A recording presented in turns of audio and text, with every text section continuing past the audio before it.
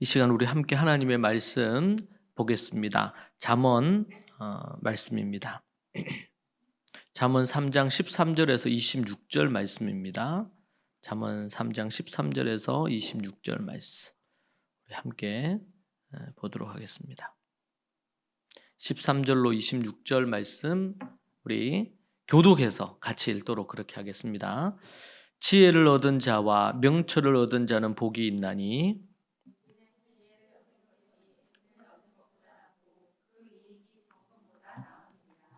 지혜는 진주보다 귀하니 내가 사모하는 모든 것으로도 이에 비교할 수 없도다. 그 길은 즐거운 길이요 그의 지름길은 다 평강이니라.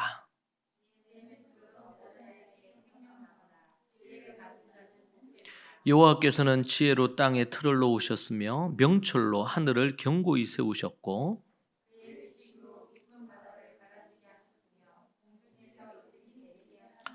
내 아들아 완전한 지혜와 근신을 지키고 이것들이 내 눈앞에서 떠나지 말게 하라.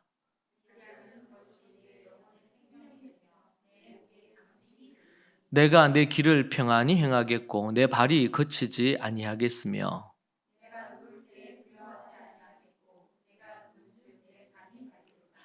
너는 갑작스러운 두려움도 악인에게 닥치는 멸망도 두려워하지 말라.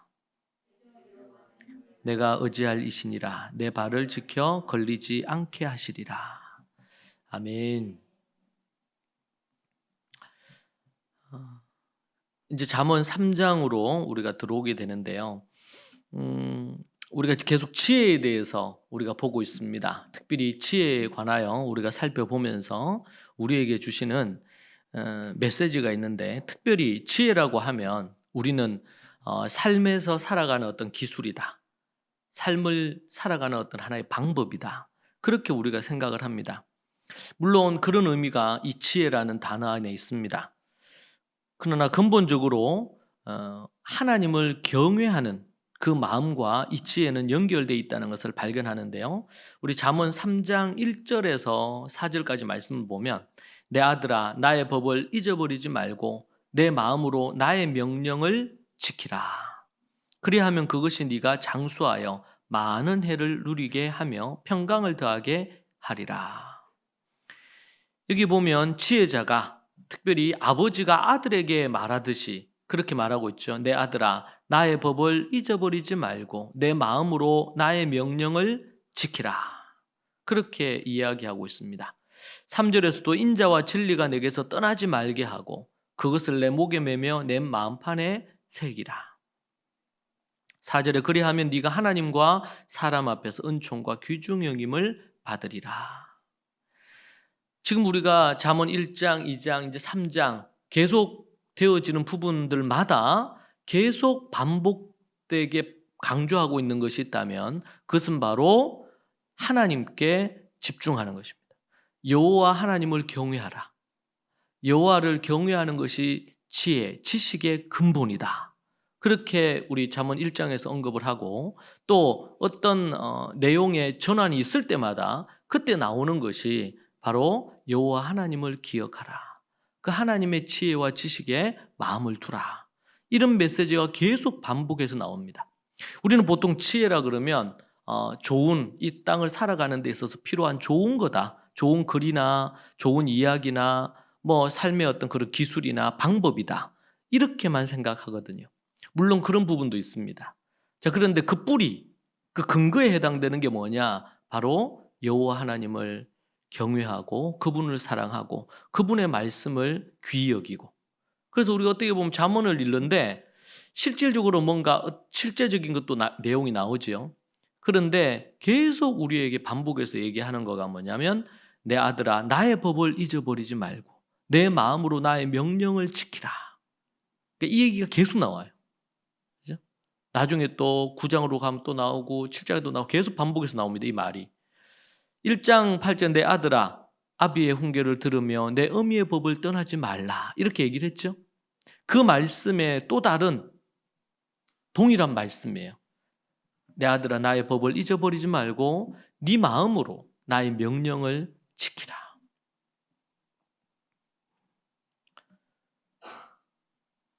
지혜는 하나님과 깊은 연관을 갖고 있다. 그러니까 하나님 없이 지혜, 그건 세상 지혜입니다. 파편적인 지혜, 세상의 지혜, 세상에 사는 방식, 이런 부분이에요. 그러나 하나님의 지혜는 다르다. 하나님으로부터 오는 거다. 그러니까 자연스럽게 뭐와 관련될 수밖에 없어요. 십계명이 하나님의 법과 관련될 수밖에 없는 거예요. 이게. 그래서 이제 잠언에서 지혜라는 단어를 썼단 말이에요. 장르가 달라요. 다른 어떤 성경하고는. 그러나 이게 어때요? 하나님의 말씀으로, 지혜를 말씀으로 가져와도 틀리지 않고, 복음서로 얘기한다면 예수님으로 가져와도 틀리지 않아요. 다 연관이 되어 있는 부분입니다.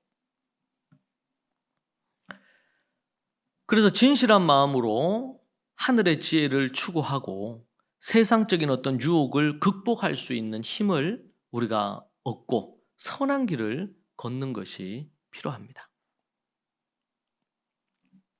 지혜는 하나님의 가르침과 그분의 말씀을 잘 듣고 순종해서 열심히 그 하나님의 말씀을 지켜 행하는 것이 바로 지혜다. 그렇게 우리에게 얘기해 주고 있습니다.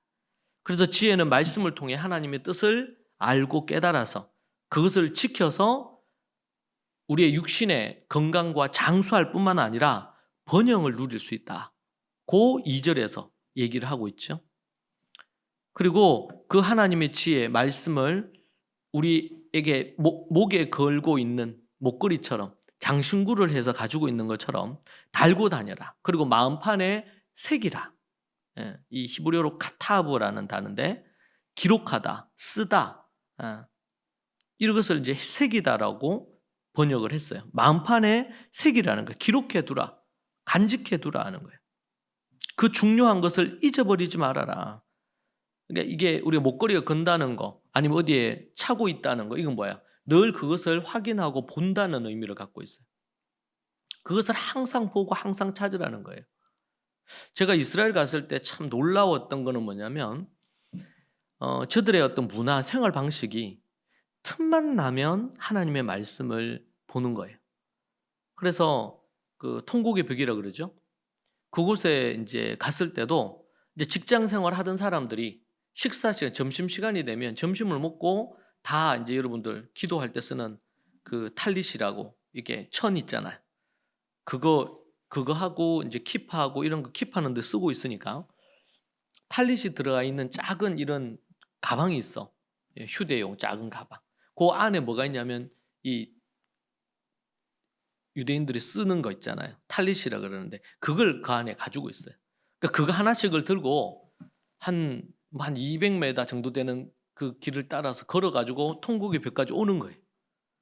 그리고 거기 와서 30분, 1시간 기도하고 이제 돌아가는 거예요. 집으로 가기도 하고 또 직장으로 다시 가기도 하고.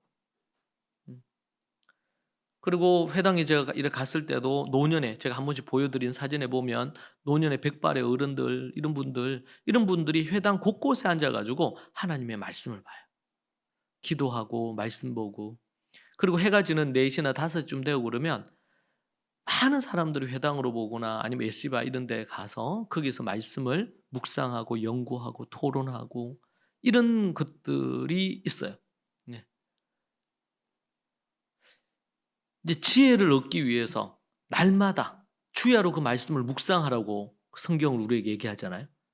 시편 말씀에 주야로 그 말씀을 묵상하고 자로나 우로나 그 말씀이 떠나지 않게 하라. 내 안에서 마음에 새겨두고 또 항상 그걸 가지고 가고.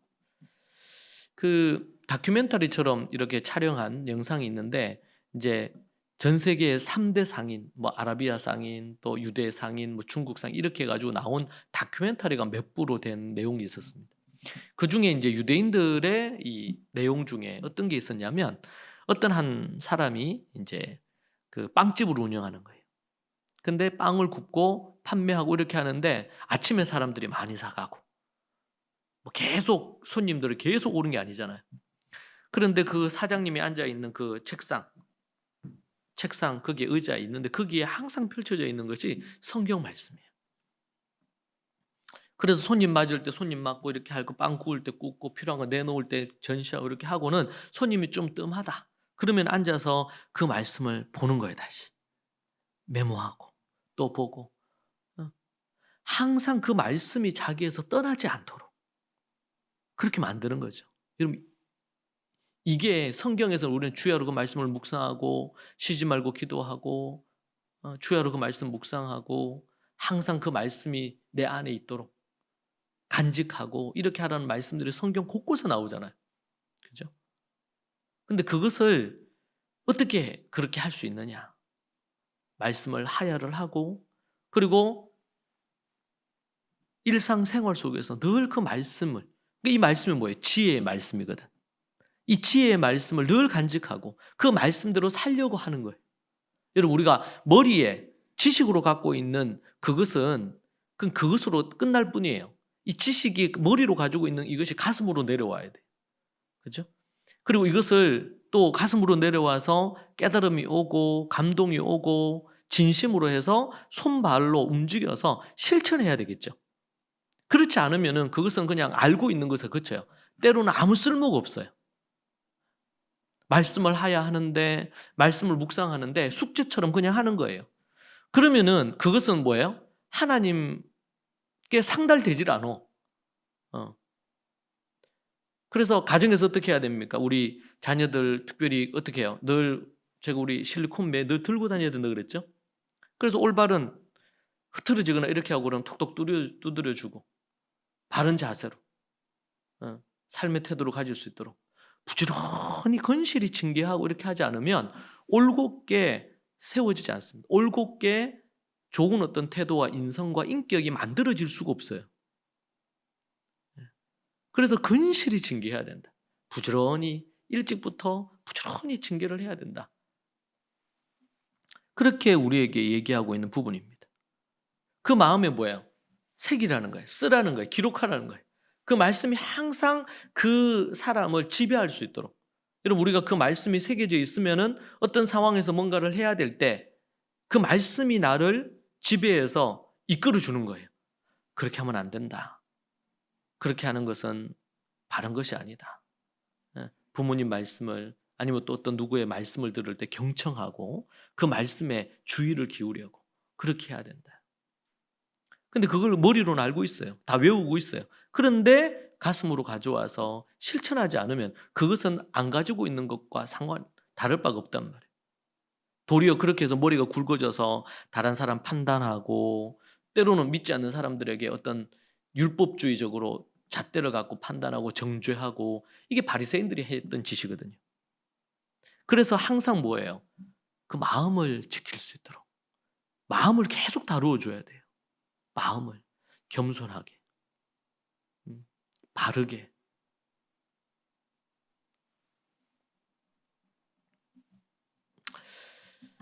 그렇게 행할 때에 하나님 앞에 그렇게 행할 때에 하나님께서 그들에게 은혜를 베풀어 주시고 좋은 평판을 얻게도 하시고 건강도 얻게 하시고 오래 살도록 해주시고 하는 일마다 형통하게 하시겠다. 그렇게 얘기하고 있습니다.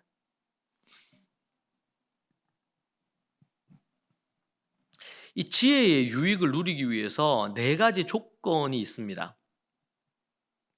4가지 조건 5절 이하에 나오는데 5절을 보면 너는 마음을 다하여 여호와를 신뢰하고 이렇게 나옵니다. 마음을 다해서 여호와를 신뢰하고 첫 번째로 우리가 지혜의 유익을 우리가 얻기 위해서 필요한 것이 4가지인데 첫 번째가 여호와를 신뢰하고 자기 통찰력을 의지하지 않는 겁니다. 여호와를 신뢰하는 겁니다. 두 번째는 스스로 지혜롭다고 생각하지 말고 여호와를 경외하면서 악에서 떠나는 겁니다. 세 번째는 재물과 수확물의 첫 열매로 여호와를 공경하는 것입니다. 그리고 네 번째는 여호와의 훈계를 물리치지 말고 그분의 책망을 싫어하지 않는 거예요. 이 4가지를 좀 세밀하게 살펴보면, 그러니까 하나님이 주시는 이 복을 누리려면, 지혜의 복을 누리려면 어떻게 해야 되느냐 할 때 첫 번째가 여호와를 신뢰하고 자신의 통찰력, 자신을 신뢰하면 안 된다는 거예요. 자신의 어떤 생각, 마음, 뜻을 의지하지 말아야 돼요.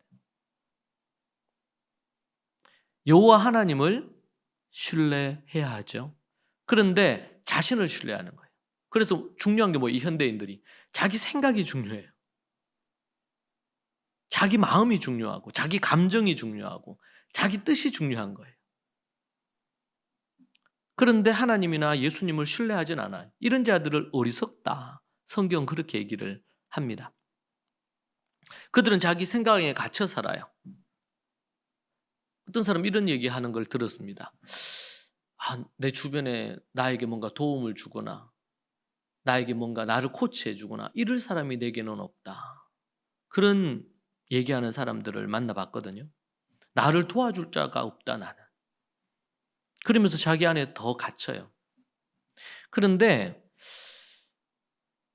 진짜 주변에 그런 사람이 없을 수도 있지만 많은 부분은 자신의 뜻을 내려놓고 묻고 배우고 또 배운 것을 점검받고 이렇게 하는 것으로 그렇게 하지 않기 때문에 손을 내밀지 않기 때문에 도움을 주기 위해서 손을 내민 사람들이 많이 있는데 그 손을 붙잡지 않고 자기 성 안에서 자기 안에 갇혀서 그렇게 살기 때문에 그럴 수 있습니다.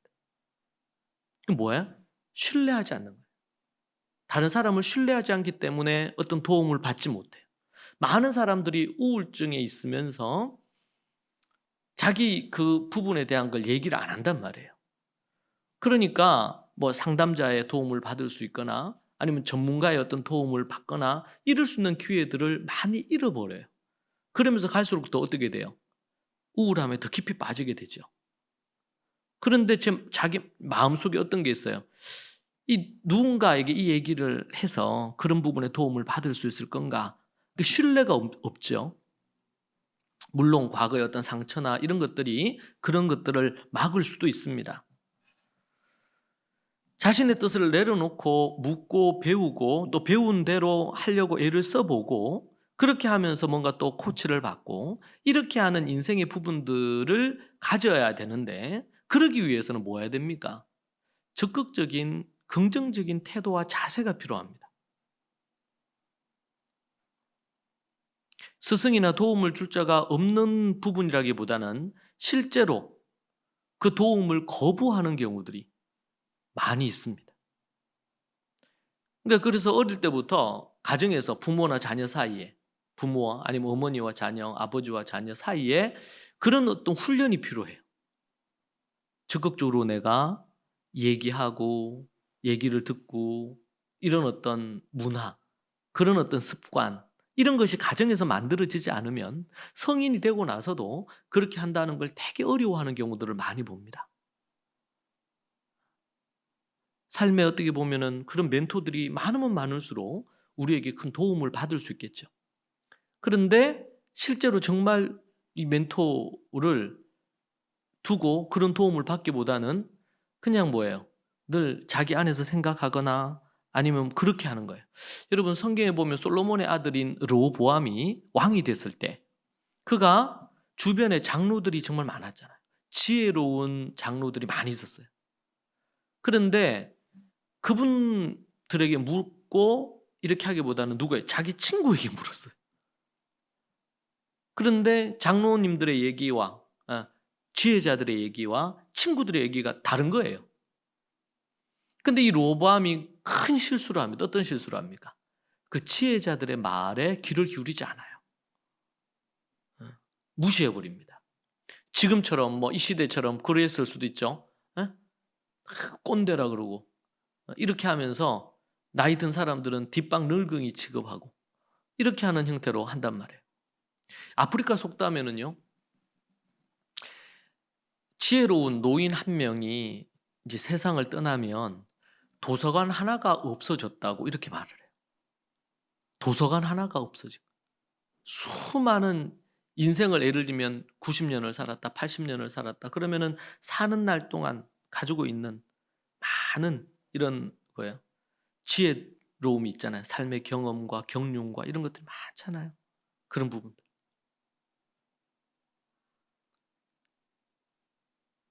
그런데 그런 부분에서 지혜를 얻을 수 있는데 그 지혜를 잃어버린 거예요. 원래 교회 안에 장로라는 이런 직분이 있는데 이 직분은 어떤 행정적인 일을 하거나 뭐 어떤 결정권을 갖거나 이런 것에 초점이 있기보다는 원래 이스라엘에서는 지혜자라는 의미예요. 삶의 지혜를 갖고 젊은이에게. 그래서 우리 디모데전서나 이런 데도 보면 나오죠. 나이 있는 여자들은 젊은 여자들을 가르치고 나이 있는 남자들은 장로들은 젊은 사람들에게 어린 사람들에게 지혜를 가르쳐 주는 거예요. 제가 이스라엘 갔을 때도 거기 예수님 믿는 이런 공동체가 있잖아요. 교회가 있잖아요. 교회 갔을 때 제가 아주 인상 깊게 봤던 것 중에 하나는 어떤 거냐면 청소년들 아니면 이제 청년이 돼서 이제 침례를 받잖아요. 침례 받는 것은 매우 중요하게 여기는데 침례 받을 때에 꽤 긴 시간 동안 그 윗세대죠. 지혜로운 장로님들, 윗세대 아버지 아니면 할아버지 뻘 되는 그 세대들이 그 침례 받는 사람들을 인터뷰하고 대화하고 그렇게 하면서 지혜를 주는 거예요. 삶의 지혜를 가르쳐줘요. 어떻게 살아야 되는지에 대한 그런 것들을 가르쳐 주는 것입니다. 오늘도 우리가 나오면 자기를 의지하지 않는 이게 엄청난 지혜예요. 근데 많은 사람들은 자기를 의지하고 살아요. 요즘은 자녀들이 이제 대학 들어가고 이렇게 하고 나면 부모들과 자신의 진로에 대해서, 자신의 인생에 대해서 또 뭐 이런 교제하거나 연애하거나 결혼에 대해서 일체 부모와 소통하지 않는다. 그것은 크리스찬 가정의 문화가 완전히 깨어진 상황이에요. 완전히. 그러니까 어떻게 돼요? 삶을 지혜롭게 못 살겠죠. 그래서 이제 중고등 때 많은 대화들이 필요해요. 자녀들과. 왜냐하면 그때부터 생각이나 여러 가지가 부모를 떠나요. 가장 큰 손해를 보는 사람들은 그 자녀 자신이에요. 왜냐하면 부모가 갖고 먼저 하나님을 섬기면서 20년, 30년 먼저 인생을 살면서 경험했던 모든 노하우와 지혜들을 자녀에게 그대로 줄 수 있는데 이 자녀가 이걸 받을 수 있는 마음 자세, 겸손함 이런 태도가 안 돼 있으면 이걸 받을 수 없잖아요. 그러면 주고 싶어도 못 줘요. 겸손한 자가 여러분 지혜를 얻어요. 겸손한 자가 조언을 받을 수가 있어요. 지혜로운 자에게 충고를 해요. 저도 누군가를 이렇게 대하거나 섬기거나 뭐 학생들을 가르치든 우리 성도들을 대하든 간에 그 마음에 겸손함이 있어서 자신을 신뢰하지 않고 어떻게 하면 좋을지 조언을 구하고 이렇게 얘기할 때에 그때 얘기해 줄 수 있어요. 그렇지 않고 이미 딱 자기 안에 모든 어떤 것들에 대한 걸 딱 가지고 있어요. 그리고 들을 귀를 가지고 있질 않아요. 성경에 보면 들을 귀 있는 자가 들을지어다. 이런 말씀 있죠? 들을 귀 있는 자가 들을지. 예수님도 하나님의 말씀을 가르치는데 그 말씀을 들을 귀가 있어서 그걸 들으려고 하고 듣는다는 것이 단순히 귀로 듣는 것만을 얘기하는 게 아니잖아요. 우리 선생님이 우리 예수님 뭐라고 말씀하시나? 귀 기울여 들어야 되겠다. 그것을 마음으로 듣고 그리고 그것을 듣고 깨달은 것을 내 마음에 간직해서 실천하고 열매 맺을 수 있도록 이렇게 이제 해야 되거든요. 그렇지 않으면 어떻게 돼요? 앉아서 듣고 있어도 듣는 게 아니야. 그냥 딴 생각할 수도 있고 그냥 자기 생각할 수도 있고 뭐 그럴 수 있잖아요. 그러면 뭐예요? 들을 수가 없어요. 자기를 신뢰하는 자는 자기의 통찰력과 자기의 어떤 지혜를 구하기 때문에 다른 사람의 귀에 귀를 기울이지 않아요. 우리 자녀들은 한번 자신을 돌아보세요. 정말 내가 귀 기울여 들으려고 하나? 우리 부모들은 자녀들을 생각해 보세요. 자녀들이 어떤 한마디 했을 때 내 어머니, 내 아버지라 그러면서 귀 기울여 듣고 거기에 대해서 대화를 하고 이렇게 하는지. 그런 어떤 가정 문화를 부모와 자녀 간에, 또 선생님과 스승과 자녀 간에, 교회 안에서는 목사님과 또 앞서 있는 지혜자들과 성도들 간에, 이런 부분들이 문화가 만들어지지 않으면 결국에는 어떤 목사님이 얘기한 것처럼 많은 사람들이 주일날 쫙 이렇게 주차장으로 차 몰고 들어왔다가 각자 헤드셋 쓰고, 이런 의학실에 가면 헤드셋 쓰고 그냥 듣잖아요. 각자 개인적으로 하나님을 쭉 듣고, 그러고 나서는 어떻게 해요? 그냥 가볍게 인사하고 썰물 빠지듯이 쫙 빠지는 거예요. 네? 여러분, 그것은 교회가 아니에요.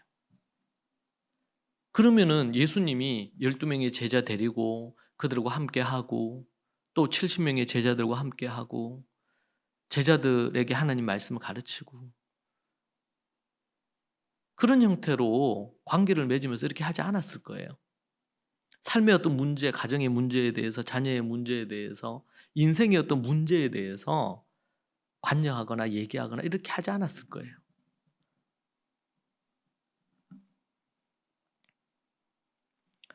가정에서 그럼 자녀가 인생을 살아가는데 부딪히는 문제가 있어요. 대부분은 부모가 부딪혔던 것들을 다 부딪혀요. 여러분, 역사가 수천 년 동안 내려왔잖아요. 그래서 여러분, 우리가 고전이나 인문학이나 이런 좋은 책을 그런 책을 읽어야 된다는 거가, 현대에 나오는 신간들도 좋지만, 그러나 고전이나 이런 인문학적인 이런 책들을 보라고 하는 것이, 그 안에 일반 은총적인 수천 년의 지혜가 책들 안에 있거든요. 그러면 책을 우리가 얻는 일반 책 하나를 우리가 본다는 거는 그 수천 년 동안 내려오는 지혜를 내가 내 것으로 만들 수 있는 기회가 되는 거예요. 이게 우리 세상에 일반 서적을 봐도 그래요. 그죠? 물론 성경은 더더욱 우리에게, 그래서 성경은 우리가 빨리 읽는 것도 필요하지만 천천히 읽어야 되는 책이에요.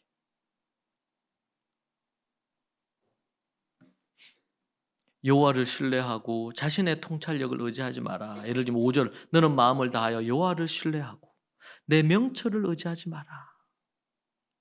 나는 여호와를 신뢰하고 있는가? 나는 내 명철, 내 어떤 깨달음, 통찰력, 내 지혜를 의지하고 살고 있지 않는가? 공부하는 학생이 하나님께 지혜를 구하고 하나님께 기도하지 않고 공부한다. 그거는 이제 실패한 거예요. 믿지 않는 자들이 그런 식으로 공부해요. 서로 그렇게 해서 성적이 좋게 나왔다 하더라도 그건 하나님이 안 받으시는 거예요.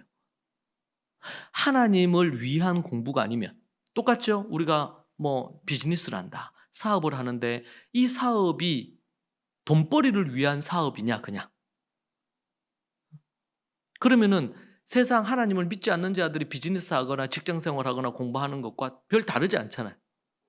이게 목회도 똑같아요. 목회를 하는데 그냥 직업적으로 돈벌이로 먹고 살기 위해서 이 일을 하느냐, 그거는 이제 싹군이죠. 하나님의 말씀을 연구하고 준행해서 그것을 하나님의 백성들에게 가르쳐서 저들의 삶 가운데 하나님을 만나고 하나님의 지혜를 알고 하나님의 말씀 따라 살아가도록 돕는 역할을 하는 게 목회하는 이제. 근데 다수의 많은 목회자들은 그렇게 하지 않기도 한단 말이에요. 타락한 것이죠. 목사나 선교사 이런 사람만 타락합니까? 성도들로 타락할 수 있잖아요. 우리 자녀들이 공부하면서 여호와를 의뢰를 하지 않아. 하나님을 신뢰하지 않아요. 자기의 머리를 생각하고 자신의 어떤 아이디어를 생각하고. 여러분, 그러면요, 비즈니스 하거나 사업하거나 어떤 걸 할 때 하나님이 뭐 하게 해요? 실패하게 만드셔요. 하나님 뜻을 먼저 정해야 되죠. 하나님, 이 비즈니스, 이 일을 통해서 하나님께 영광 돌리기를 원합니다. 여러분, 지금 이 솔로몬이 지혜서를 쓰고 있잖아요. 잠언을. 그가 정말 위대하고 잘한 게 뭡니까? 어린 나이에 왕이 되고 나서 그가 첫 번째로 하나님 앞에 한 게 뭐예요? 1,000번째를 하나님께 올려드리면서 뭘 했어요? 하나님, 하나님이 나에게 맡기신 이 백성들, 주님의 백성들을 내가 저들을 잘 다스릴 수 있는 지혜를 주십시오. 지혜를 주십시오. 응? 지혜를 달라고.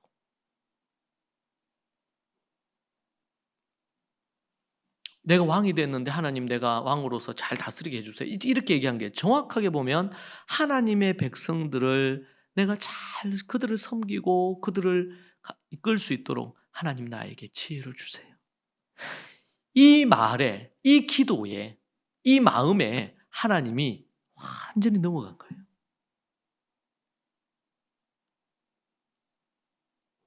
이것을 하나님 중심 신앙이라고 그러죠. 하나님 중심 신앙.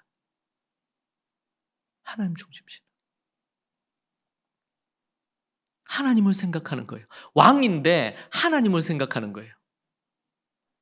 많은 왕들이 있는데 하나님 생각하지 않는 왕들이 많았잖아요. 사울도 그랬고 수많은 대부분의 남쪽 유다 북쪽 이스라엘 왕들이 하나님을 생각하지 않았어요. 심지어 아합이나 이런 왕들은 하나님을 경멸하고 하나님을 대적하고 하나님의 사명자인 사역자인 선지자들을 제사장들을 죽이기도 하고 이런 짓거리를 했잖아요. 근데 우리는 이 세상에서 왕이 되느냐, 대통령이 되느냐, 어떤 권력가가 되느냐, 부자가 되느냐, 뭐가 되느냐. 잠언 말씀 얘기하잖아요. 부자 되려고 뭐 하지 마라. 애쓰지 마라고. 부자 되려고 애쓰지 마라고. 그런데 세상에서는 조금만 유튜브 조금만 틀고 서점에 가보면요. 부자 되는 법에 대해서 얼마나 많이 책이 나와 있는지 몰라요. 그럼 우리는 어떻게 생각해야 돼요? 이 부분에 대해서. 솔로몬이 그렇게 기도해서 1000번째 기도를 했어요. 그리고 뭐 했어요? 하나님 지혜를 주십시오. 하나님 지혜를 주십시오. 하나님의 백성들인 이스라엘을 잘 이끌 수 있는 지혜를 저에게 주십시오. 돈도 안 구했어요. 명예도 안 구했어요. 권력도 안 구했어요. 왕이 이제 됐으니까 어린 나이에 왕이 됐으니까 얼마나 적이 많았겠어. 근데 저 적들을 다 제거해달라고 이런 기도도 안 했어요. 오직 한 가지만. 그러니까 하나님이 뭐라 그래요? 솔로몬에게. 네가 부귀영화도 장수도 적이 제거되는 이런 것도 구하지 않고 지혜를 나에게 구했구나. 내가 네가 구하지 않은 이 모든 것도 다 주겠다.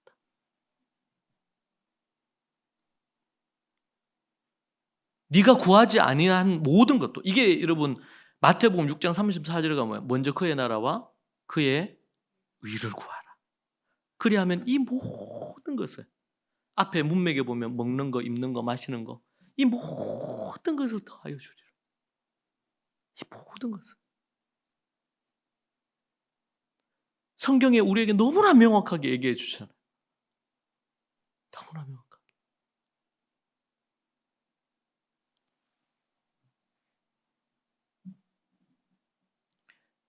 이 지혜를 구하면 그 안에 그 지혜 안에 그런 것들이 다 있는 거예요. 그 안에. 그래서 이게 오늘 보면은 오늘 말씀에서도 나오죠. 하나님 앞에 지혜의 유익을 얻기 위해서 4가지 태도를 취해야 된다 그랬어요. 근데 그 4가지 얘기하고 나서는 그러고 나서 지혜롭게 그렇게 행할 때 13가지의 놀라운 결과를 주시는 거예요. 한번 볼까요? 2절에 보면 오래 살고 풍성한 부귀와 영화를 누리게 하시겠다. 건강하게 오래 사는 장수의 복과 그리고 부귀 영화를 누리는 복을 주겠다. 부귀 영화, 물질의 부도 주고 명예, 존귀하게, 부귀라고 할 때 귀, 존귀하게 되게 만들겠다는 거예요. 부와 존귀함을 주겠다. 사람들이 여러분을 존귀하게 대하겠다는 거예요. 얕잡아보고 함부로 대하지 못하게 하겠다. 부귀 영화를 누리고 명예가 있고 오래 살고 오래 건강하게 살고 부귀와 영화를 누린다. 2번째, 하나님과 사람들 앞에서 은혜를 입어서 좋은 명예를 얻게 하는 거예요. 평판을 얻게 하는 거예요. 저 집안, 저 사람 참 훌륭한 집안이고 훌륭한 사람이다. 존경을 받고 인정을 받는 거예요. 세 번째는 6절에 보면 앞길을 곧게 해주겠다. 앞길을 곧게 해주겠다. 네 번째는 건강을 선물로 주겠다. 8절에 건강을 선물로 주겠다. 10절에는요 풍족하게 만들어주겠다. 반복되죠. 첫 번째 2절에서 나온 거 첫 번째 하고 풍족하게 해주겠다. 풍성하게 해주겠다. 네 인생을 풍요롭게 만들어주겠다. 그리고 여섯 번째는 오래 사는, 또 반복해서 나와요. 16절에 건강하게 오래 살고 복을 누리게 만들어주겠다. 아멘. 네. 일곱 번째는요 부귀영화를 누리게 하겠다. 16절에 부귀영화 또 얘기 나오죠. 앞에 첫 번째 나왔던 거 또 나옵니다. 여덟 번째는요 즐겁고 평안한 삶을 살게 해주겠다. 즐겁고 인생이 즐겁고 화평, 샬롬, 마음의 평안을 주겠다는 거예요. 우리의 삶을 살면서 바람도 불고 태풍도 오고 뭐 인생의 어떤 그 굴곡을 만나잖아요. 그럴 때도 뭘 주겠다? 평안을 주겠다. 샬롬을 주겠다는 거예요. 아홉 번째는 영생의 복을 주겠다. 18절에 영생, 지혜를 쫓아서 지혜대로 하나님을 의지하여 살아가는 자, 그렇게 하는 자에게 뭘 주겠다? 영생의 복을 주겠다. 열 번째, 생명의 복을 주겠다. 11번째, 안전한 인생이 안전하게 안전한 인생길을 걷게 해주겠다. 내 길을 평탄하게 할 것이고 내 길을 곧게 할 것이고 평탄하게 하겠다. 그리고 12번째, 단잠을 주겠다. 요즘 현대인들이요 불면증이 많대요. 각종 스트레스도 많고 이런저런 것으로 잠을 잘 못 자는 거예요. 잠을 자도 깊이 못 자. 그래서 앞으로는요 이제는 뭐 이제 3만 불이 넘어가잖아요. 우리 그럴 때 나타나는 것 중 하나가 이렇게 잠자는 문제. 잠자는 거. 편안하게 잠을 잘 수 있는 부분들에 대한 거. 그러니까 현대인들이 앞으로 갈수록 더 깊은 잠을 못 잘 거예요. 뭐 스마트폰부터 시작해가지고 잠을 제대로 자지 못하게 하는 그런 어떤 모든 상황들이 많이 생겨요. 그러니까 앞으로 이제 비즈니스 한다 그러면 잠과 관련된 비즈니스가 돈이 될 수 있어요. 잠. 이게 이제 앞으로 중요한 부분이 될 거예요. 그래서 여러분 아시죠? 침대인데 700만 원짜리 침대가 있어요. 별로 안 놀라시네. 침대인데 700만 원짜리야. 거기 딱 누우면은 딱 기절하듯이 잔대요. 응? 그런 거. 단잠의 복을 누리게 한다. 24절에 나오는 말씀이고 25절에는 갑작스러운 재난을 당하지 않게 하시겠다.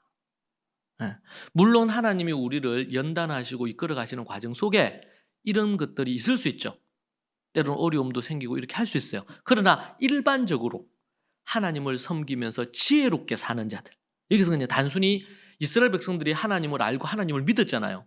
그런데 하나님의 말씀을 주야로 묵상하면서 그 말씀을 따라 지혜롭게 살지 않으면 어떻게 돼요?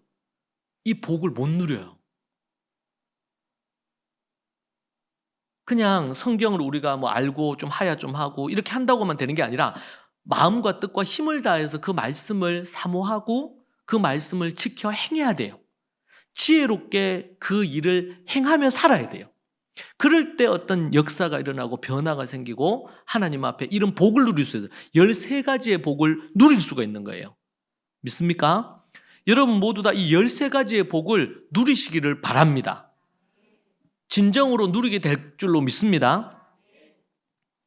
그러기 위해서 앞에서 얘기한 이 4가지가 필요한 거예요. 여호와를 신뢰하고 자기를 신뢰하지 않는 삶이 필요하고, 두 번째는 스스로 지혜롭다 생각하지 말아야 돼요.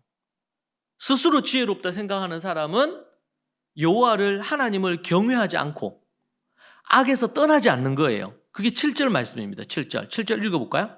7절 같이 읽읍시다. 시작. 스스로 지혜롭게 여기지 말지어다. 여호와를 경외하며 악을 떠날지어다. 스스로 지혜롭게 여기는 자는 여호와를 경외하지 않아요. 왜? 자기를 경외하지. 자기를 높이고 자기를 경외하지 하나님을 경외하지 않는 거예요. 그래서 대화를 해보면 나와요. 하나님께서 나에게 이렇게 인도해 주셨는데 하나님께 너무 감사하다. 이런 얘기가 나오는 거하고 내가 이렇게 했더니. 그래서 어리석은 부자가 얘기하는 거잖아요.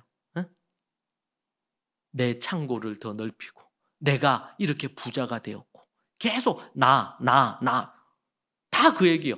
하나님께서 얘기가 나오는 거야. 하나님께서 은혜를 주셔서 내가 이렇게 부를 누리게 됐고 하나님이 은혜를 주셔서 올해의 농사가 잘 되었고 하나님께서 나에게 역사해 주셔서 이 말이 안 나오고 아주 목이 꼿꼿하게 곧아가지고 내가 이렇게 했더니 공부하는 학생은요 내가 이렇게 했더니 한 번은 그런 적이 있어요. 막 이렇게 해서 도왔어요. 저도 돕고 쌤도 돕고 막 도왔어요. 그렇게 해서 뭐가 좀 성적이 좋게 나왔어요. 그러니까 뭐야? 부모님에 대해서 선생님에 대해서 도움받은 분에 대해서 감사는 눈꼽만치도 안 해. 자기가 이렇게 했더니 그래서 제가 이 친구는 미래가 없다. 아무리 성적이 좋고 이렇게 하더라도 미래가 없는데 왜? 겸손하지 않는 거. 공부하는 학생만 그렇겠어요? 직장에서 일을 하거나 아니면은 뭐 비즈니스를 하거나 어떤 거를 할 때 그때 여호와를 경외하고 여호와께 영광을 돌려야 되잖아요. 그것이 악을 떠나는 거거든요. 근데 그렇지 않고 스스로 지혜롭게 여기고 내가 이렇게 했더니 그러면은 하나님께서 사울에게서 떠나시듯이 떠나시는 거예요. 하나님의 영을 거두시는 거예요, 여러분. 여러분, 그러면 끝나는 거예요, 인생이. 그렇게 되면 정말 무서운 겁니다. 2년 만에 사울 왕에게서 하나님이 2년 만에 떠나버리시잖아요.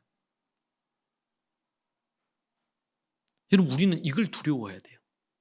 7절 스스로 지혜롭게 여기지 말지어다. 여호와를 경외하며 악을 떠날지어다. 8절에 이것이 내 몸의 양약이 되어 내 골수를 내 뼈와 이 모든 것들을 윤택하게 하리라. 스스로 지혜롭게 여기는 교만한 자는요 결국에는 뭐야? 몸도 병이 들고 뼈도 약해지고 그러나 여호와를 경외하고 악에서 떠난 자들은 몸이 양약을 먹은 것처럼 보약을 먹은 것처럼 먹어서 건강하고 또 뼈와 이 모든 골수가 아주 윤택해진다는 거예요. 육신이 강건해진다는 거예요. 육신이 여호와를 경외하면서 이게 반대말이 뭡니까? 스스로 지혜롭게 여기지 않아야 된다. 스스로. 그러니까 내 지혜를 갖고 그런 사람들은 특징이 뭐냐면 절대로 성경을 안 봐요.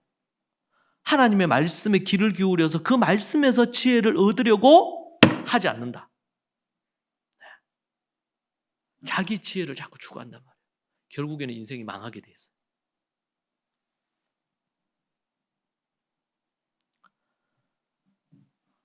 스스로 지혜롭다고 여기는 사람은요 다른 사람 말을 듣지도 않아요.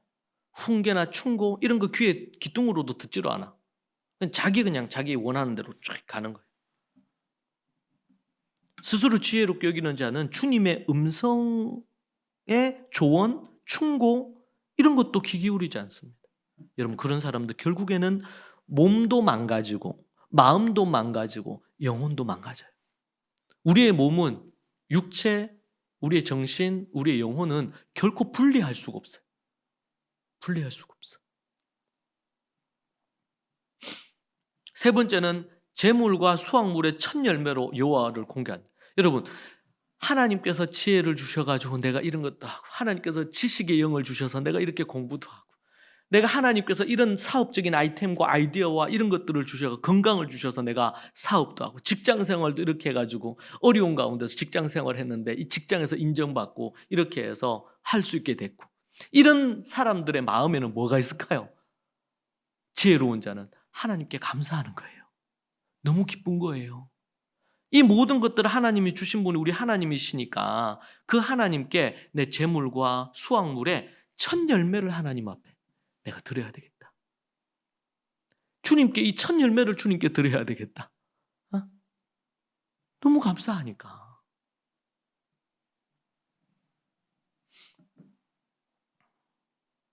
그래서 하나님을 의지하면서 그분을 경외하면서 그분께 첫 열매를 올려드리는 거예요. 그럼 하나님이 그 모습을 보고는 어때요? 마음이. 똑같이요. 솔로몬이 하나님 앞에 1,000번째, 그런데 1,000번째가 1,000일 동안 드렸다고 보기는 곤란하거든요. 1,000번째 매일 만약에 이렇게 했다 그러면은 1,000일이면 어떻게 됩니까? 1년이 365일이니까. 그래서 학자들이 연구를 하고 이렇게 했는데, 그래서 어떤 우리가 보통 이제 1,000번째 헌금 드린다 그래서 매일매일 드리는 분들도 있잖아요. 헌금을. 응? 적은 금액이지만 매일 드리는 분들도 있잖아요. 그런 거 자체가 뭐 다 잘못됐다고 보기는 어려운데 성경적인 근거는 없어요. 솔로몬이 1,000번째 드렸다는 것은 한꺼번에 소나 양이나 뭐 갖가지 많은 것을 번제를 1,000가지를 동시에 드린 거예요. 이게 엄청나죠. 이게. 그러니까 솔로몬이 하나님께서 이 부족한 자를 위에 쟁쟁했던 이런 왕자들이 많았잖아요. 자기는 솔직히 그게 낄 주제가 아니야. 솔로몬이. 그렇잖아요. 출생부터가 좀 문제가 있고 여러 가지로 어려움이 많았잖아요. 그런데 그런 자기를 작은 자라 여기면서 이런 자를 하나님께서 긍휼히 여기시고 불쌍히 여기셔서 아버지 다윗 다음으로 왕이 되게 하셨단 말이에요. 그렇죠? 그게 너무 감사한 거예요, 솔로몬이. 그리고 하나님께 뭐예요? 자기가 해야 될 것은 하나님의 지혜를 구해서 하나님의 이 나라를 나에게, 부족한 나에게 맡기신 이 나라를 잘 다스려서 하나님께 내가 영광을 올려드려야 되겠다. 딱 이 한 가지를 갖고 1,000번째에, 그래서 거기 성경에 보면은 뭐 엄청나게 제물을 하나님께 드리잖아요. 응? 솔로몬의 그 마음이 어땠을까요? 하나님을 향한 정말 사랑의 마음이 간절했겠죠. 하나님을 향한 애틋한 마음이 있는 거예요. 너무 좋은 거예요. 너무 감사한 거예요. 여러분, 우리가 우리 부모 세대들도 그렇고 자녀들도 그렇고 우리의 마음에 그런 마음이, 우리 자녀들에게 하나님을 향한 그런 마음이 있다면 그 자녀는 반드시 이 땅에서도 성공하고 영원한 저 하늘나라에서도 하나님께 인정받을 수밖에 없어요. 그렇잖아요, 마음이. 그래서 마음이 중요한 거예요. 우리 잠언 4장 23절에 무릇 지킬 만한 것 중에 내 마음을 지키란 말이에요. 아무리 머리에 든 게 많고 똑똑하고 또 성경을 막 다 외우고 이렇게 한다 하더라도 뭐가 안 되면 마음을 지켜서 겸손히 하나님 앞에. 솔로몬이 이제 왕이 되고 나서는 왕 되기 위해서 자기의 적들을 다 제거해야 되고 이렇게 되니까 어떤 긴장감이 있겠죠. 이거는 전투적이지 않았겠어요, 왕이 되는 모든 과정들이. 근데 그 마음이 하나님 앞에 참 순수한 거야. 저는 이 솔로몬을 생각하면서 참 어린데 대단하다. 예? 아버지 다윗이 지혜를 가르쳐서 그런 것도 있겠지만 그 마음이 참 순수하다. 예? 사무엘 같은 경우에는 아버지가 그렇게 위대한 제사장이요 선지자였는데 그 아들들은요 지혜가 없었죠. 성적으로 타락하고 레위 성막에서 일하는 레위 여자들을 꼬셔가지고 음행을 저지르고 하나님의 제사의 음식을 자기들이 챙기고 말이죠. 너무 대조되잖아요. 근데 솔로몬은 하나님 마음이 착했어. 순수했어요. 내 같은 거 왕으로 삼아주셨다니 참 감사하다. 내가 주님께 뭘 드려야 될까? 그래서 자기가 할 수 있는 모든 것으로 1첨 제물을 준비해가지고 하나님 앞에 쫙 드리는 거예요. 하나님께 그렇게 드리고도 하나님 앞에 부족하다 여겼겠죠. 그리고 하나님 앞에 딱 기도하는 겁니다. 딱 한 가지만 하나님께 바라요. 하나님의 백성들을 잘 이끌 수 있는 저에게 지혜를 주세요. 여러분, 그러고 나서 그 뒤에 어떤 말씀이 뒤에 또 얼마 있지 않 나와요? 예, 지혜로운 재판 얘기가 나와요. 그렇죠? 두 여자가 아이 하나를 갖고 죽은 아이가 있고 살아있는 아이, 이 아이가 내 아이다 그러면서 막 하잖아요. 그때 솔로몬이 어떻게 해요? 이스라엘의 이들을 위한 정말 솔로몬이 기가 막힌 재판을 하죠. 그래서 하나님의 백성들을 하나님의 지혜로 이끄는 그런 역할을 하는 것이 바로 뒤에 나와요. 여러분, 우리가 정말 뭘 구해야 될까요? 정말. 오늘 우리가 읽은 잠언 말씀에 나오잖아요. 금도, 은도, 보석도. 이것보다 더 귀하고 귀한 게 뭐예요? 뭐예요? 지혜란 말이에요. 지혜. 하나님, 솔로몬은 왕이었으니까 왕으로서 잘 재판할 수 있는 하나님 지혜를 주세요. 여러분 각자에게 솔로몬은 솔로몬대로 지혜를 구했고 우리는 우리대로 지혜가 필요하지 않겠어요? 하나님 그 지혜를 나에게 주세요. 사람들은 돈을 달라고 구하고 능력을 달라고 구하고 부자가 될 수 있도록 해달라고 구하고 근데 그게 아니고 잠언에서 딱 하나만 얘기하려면 뭐예요? 지혜를 구하고 지혜대로 살아라는 거예요. 그러면은 뭐예요? 하나님이 이 모든 것을 더해 주겠다. 솔로몬 네가 구하지 않은 금은 보화도 주고 명예도 주고 여러분 그래서 하나님이 그렇게 주시니까 전 세계에서 솔로몬에게 지혜를 하나 배우려고 배에다가 금은 보화를 가득 싣고 솔로몬을 찾아오잖아요. 사랑하는 여러분, 여러분에게 정말 하나님 앞에서 하나님이 원하시는 지혜를 구하십시오. 그 지혜를 얻는 것에 목숨을 거십시오. 그것을 얻으면 모든 걸 하나님이 그것도 우리의 눈이 모든 거에 가 있으면 안 돼. 금은 보화도 주신다고 이런 것도 명예도 주고 뭐 이런 성공도 주고 다 준다고 그러면 믿자 본전이니까 지혜를 한번 구해봐야지. 그런 얄팍한 생각을 하는 인간은 하나님이 그 마음 중심을 다 아시기 때문에 있는 것도 가져가실 가능성이 높아.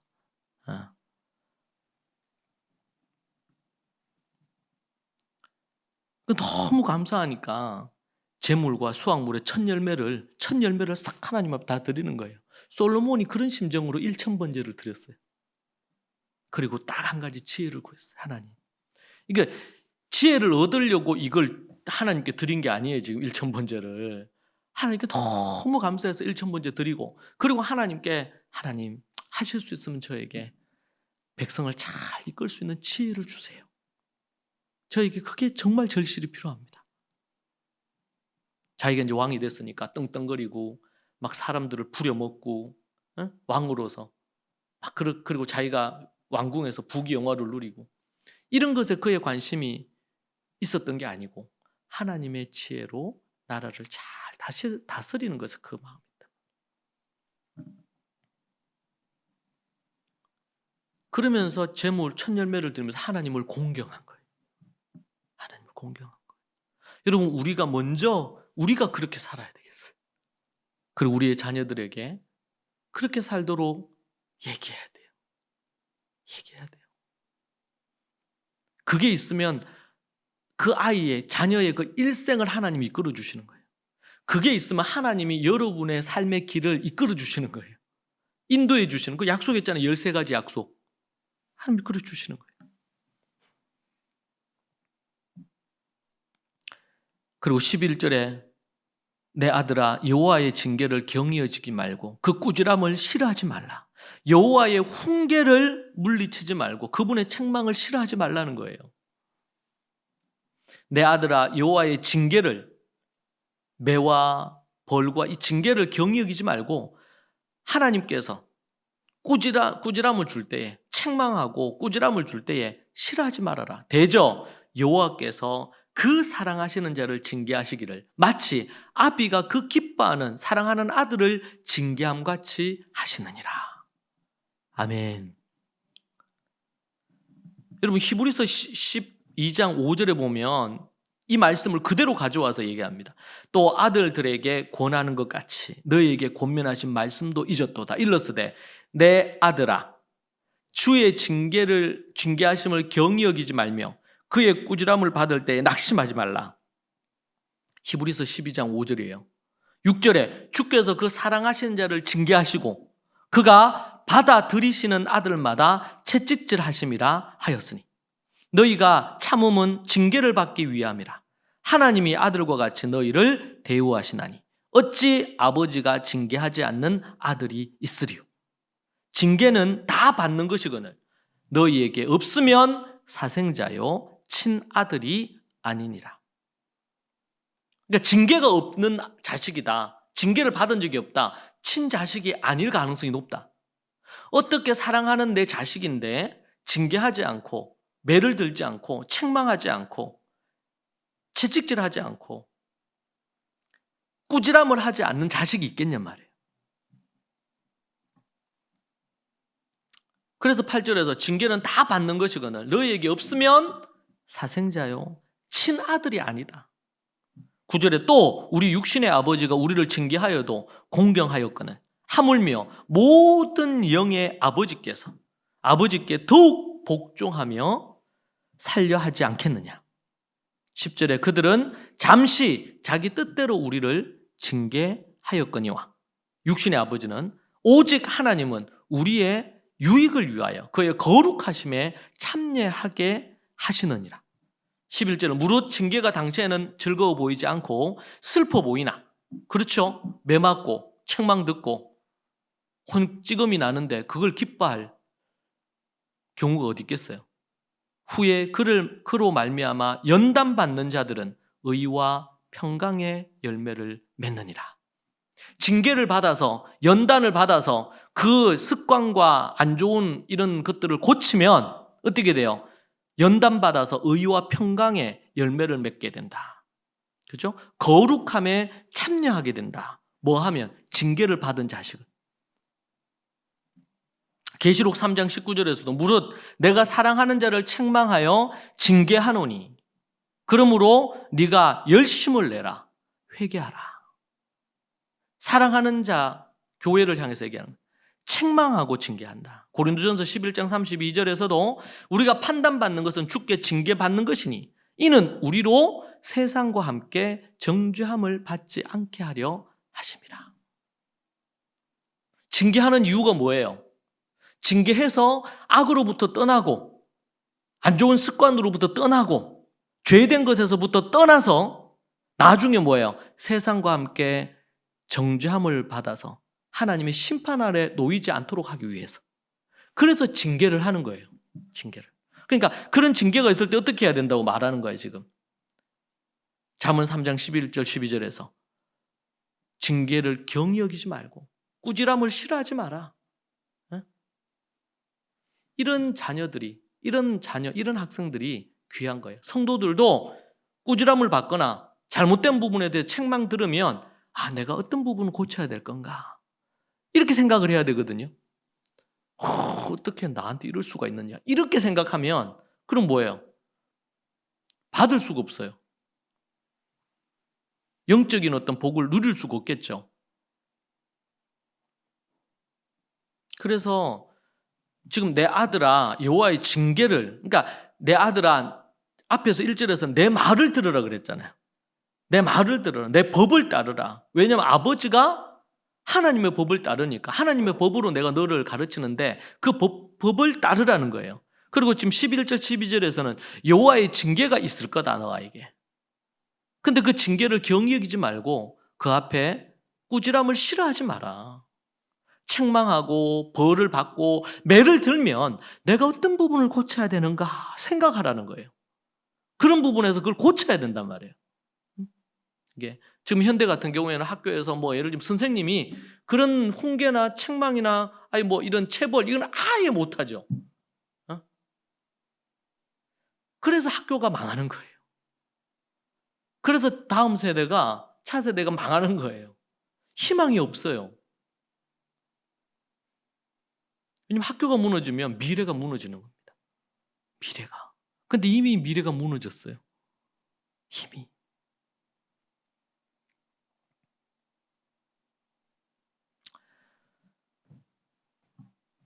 하나님께서 우리에게 주신 거 지혜를 잃으면 모든 것을 잃습니다. 우리는 지혜를 추구하고 그 지혜를 갈망하고 그 지혜가 우리 안에 충만하게 자리해서 살아갈 수 있도록 그렇게 우리가 애써야 되겠고, 특별히 이 네 가지, 그렇죠? 지혜의 유익을 얻기 위해서 이 네 가지 태도와 자세가 너무 중요합니다. 이 네 가지가 없이 13가지의 하나님이 우리에게 지혜를 통해 주시는 복을 누릴 수가 없어요. 이 바탕이 너무 중요해요. 이 바탕이 있어야지 어떻게 해요? 그 나중에 우리 이제 7장, 8장, 9장으로 가면 7장으로 가면 뭐라고 그러냐면 제발 내 말을 좀 들어라. 이렇게 아비와 어미가 얘기를 해요. 그러면서 음행에 대한 얘기가 나옵니다. 음행. 여러분 지혜 중에 하나가 뭡니까? 음란한 짓을 안 하는 거예요. 결혼해서 한 아내와 한 남편의 부부로서 그렇게 사는 거예요. 그런데 유혹에 넘어가고 음녀에게 빠지고 음행을 행하게 되면 어떻게 됩니까? 지혜를 잃어버리죠. 그러면은 사는 것이 지옥 같아져요. 가정이 무너진단 말이에요. 자기의 인생이 완전히 파멸이 돼요. 그러니까 그 아비와 어미가 뭐라고 해요? 제발 내 말을 들어라. 그러면서 7장, 8장, 9장에서 이 음행과 관련된 얘기를 쫙 합니다. 겸손히 듣고 순종할 마음이 있어야 아무리 좋은 지혜를 얘기를 해줘도 그걸 한 귀로 듣고 흘려버리면 아무런 소용이 없는 겁니다. 근데 그걸 들을 귀 있는 자는 그걸 듣고 행하는 거예요. 그러면은 그에게 하나님의 복이 임하고 하나님이 그 인생을 이끌어 주시는 줄로 믿습니다.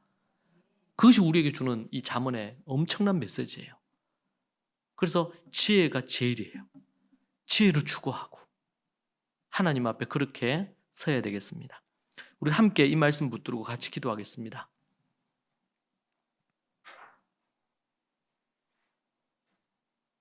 이 시간 함께 하나님 앞에 이 말씀 붙들고 같이 우리 기도하십시다. 우리가 정말 지혜를 구하고 살고 있는지, 오직 지혜를 갈망하면서 살고 있는지, 그 지혜를 대하는 우리의 이 네 가지 태도를 우리가 생각하십시다. 여호와를 신뢰하고 나를 신뢰하지 않는지, 스스로 지혜롭다 여기고 있지는 않은지, 그 하나님 앞에 진정으로 재물과 수확물의 첫 열매를 기쁨으로 하나님 앞에 드리고 있는지, 여호와의 훈계와 징계와 책망을 싫어하거나 외면하고 있지는 않는지, 정말 기쁘게 그걸 받아서 나를 고치고 있는지, 우리 자신을 돌아보면서 함께 하나님 앞에 우리 같이 기도하도록 하겠습니다. 기도하고 또 여러분 개인적으로 기도하시기 바랍니다. 같이 우리 주님 크게 우리 주여 삼창하고 기도하십시다. 주여, 주여, 주여. 하나님 아버지, 주님 붙드시고 인도해 주옵소서. 날마다 하나님으로부터